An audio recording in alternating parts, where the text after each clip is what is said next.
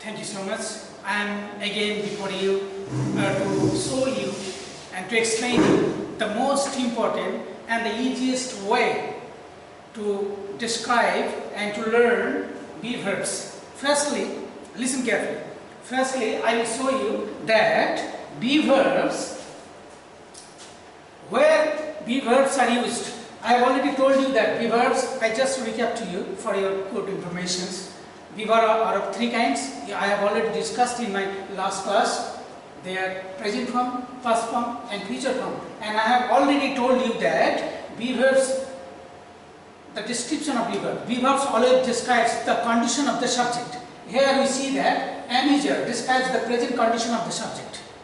And where this amateur is used, listen and look at the board very carefully. If you don't look here very carefully, you cannot understand. Does it make any sense? Now, in first person singular number am is used, and in third person singular number is used, and other places, in other places you should use are. Now go to the was where past form. Was and where always describes the past condition of the subject. Okay? Can you understand? Okay, thank you. And in first person singular number, listen, look at the word very carefully. In first person singular number and third person singular number was is used, and in other places where it is used. Now go to shall be and will be. Shall be and will be always describes the future condition of the subject. And you know, it's the easiest form to learn shall be and will be, that in first person singular and in first person plural shall be is used, and in other number and persons always will be used. So I have already discussed about the conditions, about the descriptions and about the uses of amateur, was where and shall be will be. Now I will show you the most important and vital parts of using amateur, was where and shall be will be. Where and how they are used. Look at the board. Now I have already drawn a diagram here that persons are of three kinds: first person, second person and third person. And you know that number, that means in Bengali bachur, are of two kinds: singular number and plural number. When the subject is one in number, then it is singular, and whenever it is more than one, it will be in plural number. Now, first person, when the subject speaks about himself or herself, speak about self, it's called first person. That I, we, they are first persons. And when will they be singular? If they are one in number, it will be singular. And if they are more than one in number, they will be in plural form. Now, second persons. Second person, when the speaker speaks to someone, some persons, okay, then it will be second persons. And third person, except first person and second person, all the person, all of the world are in third persons. Now, I'm going to write there. First person singular, I. First person plural, we. Second person, you. You means, when you means to me, singular form, then it will be singular number. And when you means tomra, then it will be in plural form, you. Okay? So I, first person. What is the name of this room? First person singular. What is the name of this room? First person plural number. What is the name of this room? Second person singular. Look at the board very carefully. Otherwise you cannot understand. What is the name of this room? Second person singular. From this row you will, and from this up and down and side by side you should mention there. Third person. This room, third person singular number. What is the name of this room? Okay, thank you. Third person plural number. So you can easily understand the different positions of subject. Okay. Now third person. So other person, all third person, he, she,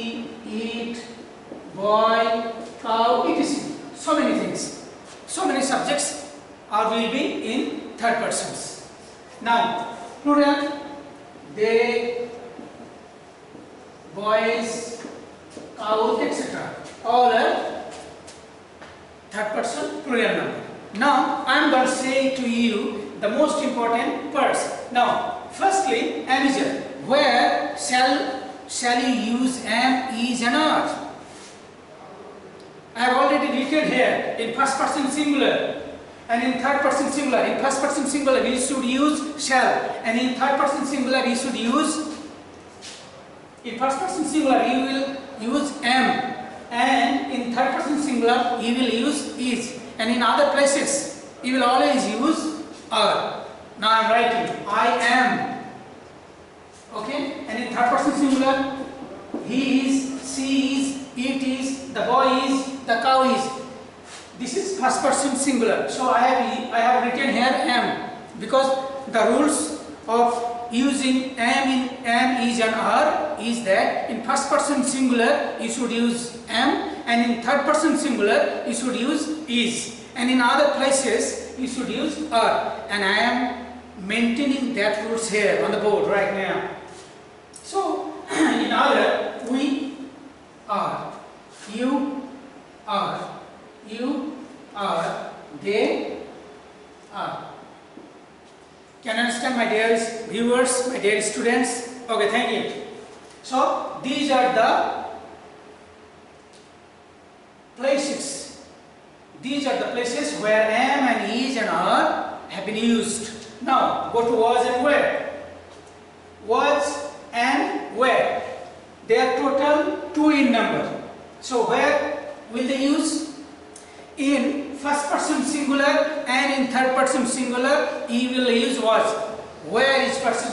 This room is first person singular, I have already explained to you, and this room is third person singular, here will be was. So I was, he was, first person singular, and in other places you should use where, we were, you were, you were, they were.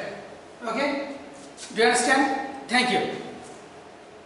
So, and the portions which I have not written. So now I am giving you the meaning. I am means ami hoiba achi in Bengali. I was means ami chilam. Like that. We are means amra hoiba achi. We were means amra chilam. Similarly, you were tumi chile. You were tumi chile. You are tumi hoba acho. You are tomra. Then last person, third person singular. He is means she hoiba achi. He was she chilo. So you can easily understand that. And now they are means the tara hoiba achi, and they were means tara chilo athoba. That's like meanings. So you can easily understand that amager always describes the present condition of the subject, and these are the places where am, is and are is used. You should remember, and you should draw these maps. You should draw these diagrams in the canvas of your mind. Do you understand what is the canvas of mind? Moner ainai, moner pordai. Okay, thank you.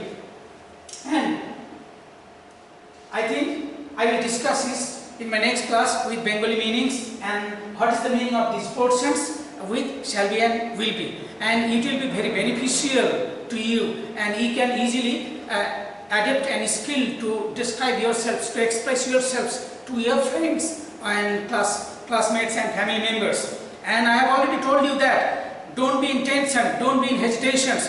If you have self-power, if you have self-confidence within yourselves, you can automatically express yourself to others.